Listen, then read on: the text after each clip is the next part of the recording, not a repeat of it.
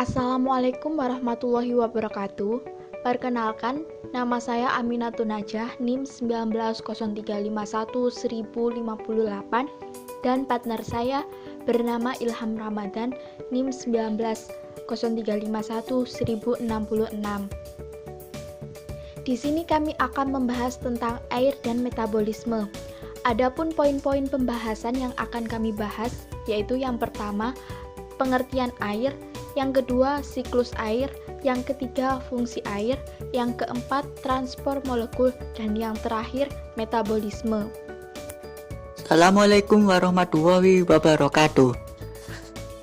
Perkenalkan, nama saya Ilham Ramadan dari Prodi Manajemen Sumber Daya Perairan, NIM 193511000066. Di sini saya akan menjelaskan tentang pengertian air beserta fungsinya.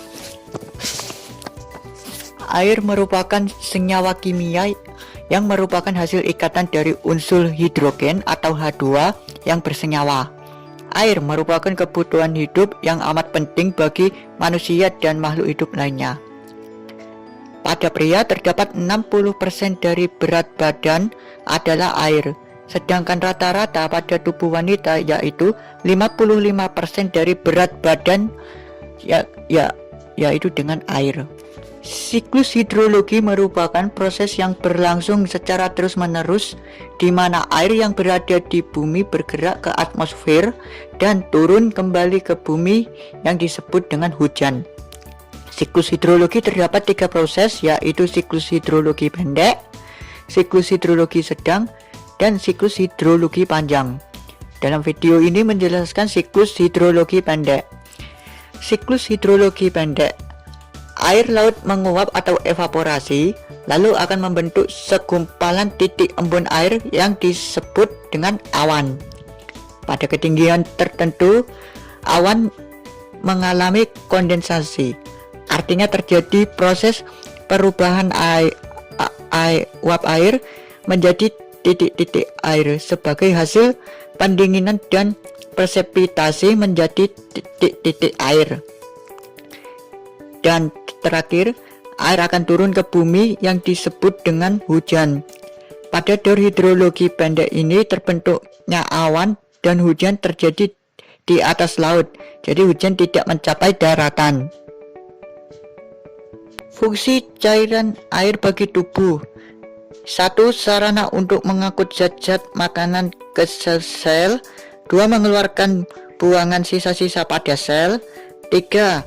Membantu dalam metabolisme sel. 4. Sebagai pelarut untuk elektrolit dan non-elektrolit. 5. Membantu memelihara suhu tubuh. Pentingnya air menjaga suhu tubuh, pelarut senyawa ionik maupun molekuler organik, dan terakhir sebagai pereaksi biokimia. Transport molekul dibedakan menjadi 4. Yang pertama, difusi, merupakan perpindahan molekul kecil secara langsung melalui membran. Molekul akan berpindah dari konsentrasi tinggi ke konsentrasi rendah. Kedua, osmosis, merupakan perpindahan pelarut suatu zat melalui membran semi-permeabel. Ada kondisi isotonik, hipotonik, dan hipertonik. Yang ketiga, transport aktif, merupakan perpindahan molekul dari konsentrasi tinggi ke rendah dan sebaliknya dari konsentrasi rendah ke tinggi dengan melibatkan penggunaan energi dari dalam sel. Yang keempat, transport pasif, merupakan proses pemindahan molekul yang difasilitasi oleh molekul lain sebagai pengangkut atau dengan adanya channel tertentu pada membran. Metabolisme merupakan proses-proses kimia yang terjadi di dalam tubuh makhluk hidup atau sel. Selain itu, metabolisme disebut juga reaksi enzimatis, karena metabolisme terjadi selalu menggunakan katalisator enzim. Pada metabolisme dibagi menjadi 2, yaitu metabolisme primer dan metabolisme sekunder. Dalam hal ini yang akan dibahas yaitu metabolisme primer yang terdiri dari katabolisme dan anabolisme. Pada katabolisme atau pemecahan, merupakan reaksi pemecahan molekul besar menjadi molekul yang lebih kecil untuk menghasilkan energi. Katabolisme sendiri menghasilkan jenis produk yang sedikit. Respirasi sel biasanya pada organisme heterotrof. Contoh dari reaksi katabolisme yaitu glikolisis, oksidasi asam lemak, pemecahan asam amino. Pada anabolisme atau pembentukan merupakan reaksi pembentukan molekul kompleks dari molekul yang sederhana. Anabolisme sendiri menghasilkan jenis produk akhir yang beragam. Proses biosintesis biasanya terjadi pada organisme autotrof. Contoh dari reaksi anabolisme yaitu fotosintesis. Pada katabolisme terdiri dari 3 tahapan utama, yaitu 1. Pemecahan makromolekul menjadi monomer, di mana karbohidrat dipecahkan menghasilkan monosakarida atau glukosa, protein dipecahkan menghasilkan asam amino, lipid dipecahkan menghasilkan gliserol dan asam lemak. 2. Glikolisis merubah glukosa menjadi asam pirufat. 3.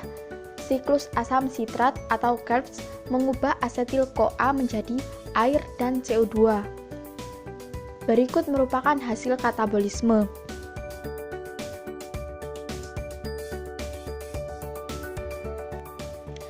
Pada anabolisme terdapat fotosintesis yang merupakan proses biokimia pembentukan zat makanan dalam bentuk glukosa yang dilakukan dengan bantuan cahaya, di mana terdapat 2 reaksi pada fotosintesis, yaitu reaksi terang yang bergantung pada cahaya matahari dan terjadi dalam fotosistem yang ada dalam tilakoid, dan yang kedua reaksi gelap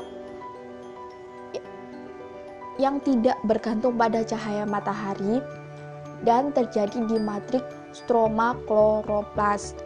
Hasil dari reaksi terang adalah oksigen, ATP, dan NADPH. Selanjutnya ATP dan NADPH akan digunakan dalam proses fotosintesis pada reaksi gelap. Reaksi gelap membentuk sebuah siklus yang sering disebut dengan siklus Kelvin.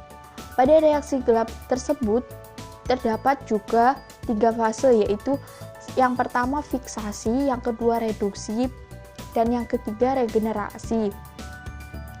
Dari reaksi gelap kemudian diperoleh hasil glukosa atau C6H12O6 sebagai penyusun amilum atau karbohidrat sederhana.